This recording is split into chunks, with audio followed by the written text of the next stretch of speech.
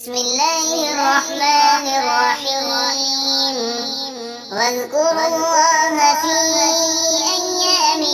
معدودات فمن تعجل في يومين فلا إثم عليه ومن تأخر فلا إثم عليه لمن اتقى واتقوا الله واعلموا أنكم إليه تحشرون ومن الناس من يعجبك قوله في الحياة الدنيا ويشهد الله على ما في قلبه وهو ألد الخصام وإذا تولى سعى في الأرض ليفسد فيها ويهلك الحرث والنسل والله لا يحب الفساد وإذا قيل له اتق الله أخذته العزة بالإثم فحسبه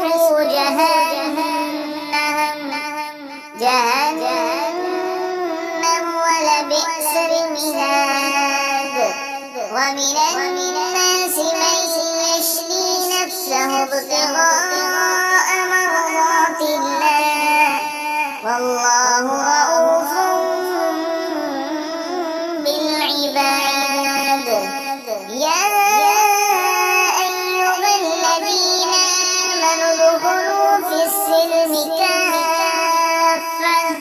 ولا تتبعوا خطوات الشيطان إنه لكم عدو مبين فللتم من بعد ما جاءتكم البينات فاعلموا أن الله عزيز حكيم هل ينظرون إلا أن يأتيهم الله في ظلل من الغمام والملائكة وقضي الأمر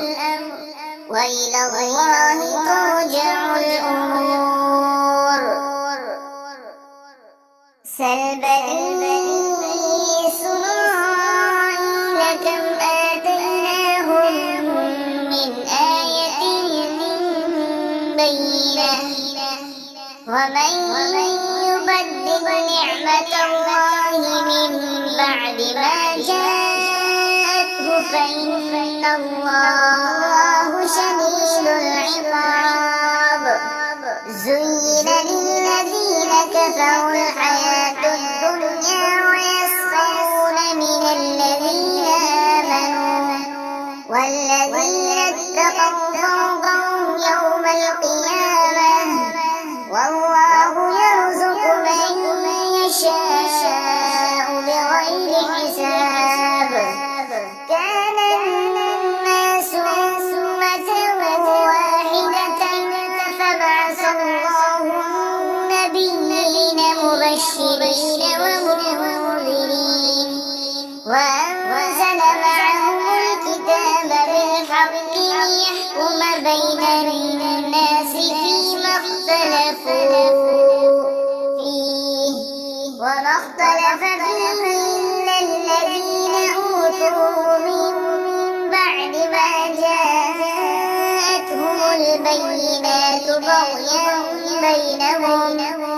فهدى الله الذين آمنوا لما اختلفوا فيه من الحق بإذنه والله يهدي من يشاء إلى صراط مستقيم أم حسبتم أن تدخلوا الجنة ولما يأتكم مثل الذين خلوا من قبلكم مستهم البأساء والضراء وزلزلوا حتى يقول الرسول والذين آمنوا معه متى نصر الله ألا إن نصر الله قريب يسألونك ماذا ينفقون قل ما أنفقتم من خير فللوالدين والأقربين واليتامى والمساكين وابن السبيل وما تفعلوا من خير فإن الله به عليم. كتب عليكم القتال وهو كره لكم وعسى أن تكرهوا شيئا وهو خير لكم وعسى أن تحبوا شيئا وهو شر لكم والله يعلم وأنتم لا تعلمون. يسألونك عن الشهر الحرام قتال فيه قل قتال فيه كبير وصد عن سبيل الله وكفر به والمسجد الحرام وإخراج أهله منه أكبر عند الله والفتنة أكبر من القتل ولا يزالون يقاتلونكم حتى يردوكم عن دينكم إن استطاعوا ومن يرتد منكم عن دينه فيمت وهو كافر